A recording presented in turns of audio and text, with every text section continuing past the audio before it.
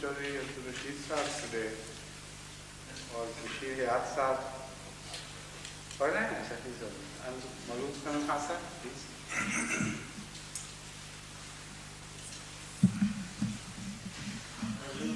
About 2 years ago, Economist published a very detailed article about Islam.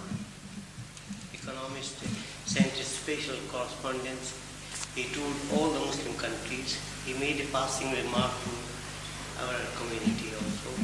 But he paid a very, compliments and presented a very faithful and accurate account of Islam. Hazrat Chaudhry Sahab also appreciated the article. But he said in the closing paragraph that there are 3 hurdles in the general acceptance of Islam by Europeans, to the extent that they may convert it. They may agree and appreciate certain beauties, particularly its attitude towards other religions. But the hurdle that he mentioned 3, I think I can only mention one today. One was the penal code of Islam as practiced in the Muslim countries.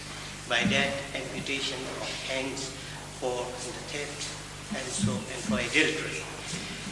And he remarked that even that very stern measure for these crimes, which appear to be not so serious in Western society, even they do not appear to be very effective, because when these people of the Middle East come to Europe, there are so many occasions and events when they are caught as shoplifting. So even these restrictive practices or imposition of discipline from without, from the state, from the regime, doesn't appear to be very effective. And Europe has tried to develop the discipline from within and rather try to reformation of the criminal tendencies of the people. And that was one of the, he said in the article, an obstacle for the general acceptance of Islam in Europe. But there were 2 others, but I thought the question is that do you believe that if the social understanding of a community or the general level of understanding of the people has increased to that extent, that these very severe measures of, a penal code could be correct? Yeah. There is number 1, the penal code, which you are referring to, is not a man-made penal code. You may have differences of opinion as far as the interpretation goes, that some Muslim countries are not properly understanding the spirit of the Penal Code of Islam or the letter of the Penal Code of Islam, and they are attributing wrong things to Islam. That is one way of considering this aspect. But apart from this, whatever you reach yourself, whatever conclusion you reach yourself, that would be in effect acceptance of God's word. The conclusion may be yours, but the conclusion would be to the effect that I understand that Allah wants this to be done. So where would be the room for human interference then? Unless you prove it from the Holy Quran that such and such injunction is not a permanent injunction, it is conditional to the developmental stage of a society. If a society is found to be in such and such stage, at such and such stage, then this would be applicable. If not, then it will not be applicable, and new laws are to be invented by human beings themselves. If you can find it from the Holy Quran that there is any room for such an approach, then perhaps I could answer that question, but not without it. Secondly, the human consciousness and development human consciousness and awareness and education which we have mentioned in Europe is just theoretical. The realities of life speak exactly to the contrary. For instance, the crime of murder has risen much sharply ever since the punishment of murder has been abolished, that is, the capital punishment of the murder has been abolished. These are the facts which speak for themselves. And this is why in some countries there is repeated pressure on the governments to turn back to the old capital punishment because the murder is on the increase. So where is that consciousness?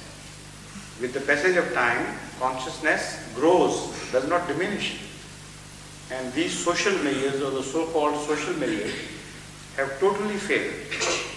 The incidence of murder in the Western societies, particularly America, is so high that the underdeveloped countries cannot come nearer it, despite the fact that the compulsion is the least. Economic pressure is the minimum. Yet, because of despite the social awareness and all these measures and the abolition of capital punishment, and apparently moving towards humanitarianism, is increasing crime. Crime of every type is on the rampant. And as compared to the crime in the so-called Islamic societies, I again call it the so-called because I do not agree they are Islamic societies, but taken as such on the face value. Still, in comparison, the crime rate and the incidence of crime plus the nature of crime, its heinousness and hideousness, is so great and terrible, even in United Kingdom, that when you read about people behaving to small girls and small children here in this society, there is such awareness. Where one does reach? What does one draw the conclusion then? That this social awareness is enough? The fact is that this moral deterioration all over the world has the one single cause.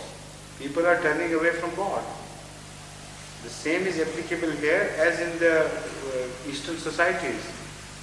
In the so-called Muslim countries, there is no Islam. People in practical values are running away from Islamic morality. And in fact, they are running away from believing in a real existing God. They are just believing in a myth. The result is that comparatively, both these societies are drifting away from moral values. Now, looking at it from a different angle, you were here in London when I was here in 1955-56. And ever since, the program of social awareness has made quite some progress. And can you honestly say that the moral values have also risen in accordance with the social awareness? Or have they gone down the hill? There was a time when if you dropped 1,000 pounds somewhere, you could reach the lost property office immediately. If you left a packet somewhere, next day or the day after, you just report to the lost property office and they will say, this is your thing, you can take it away. I was in the habit of losing things. I still go on losing things, but now people help me collect them. But at that time, nobody helped me collect.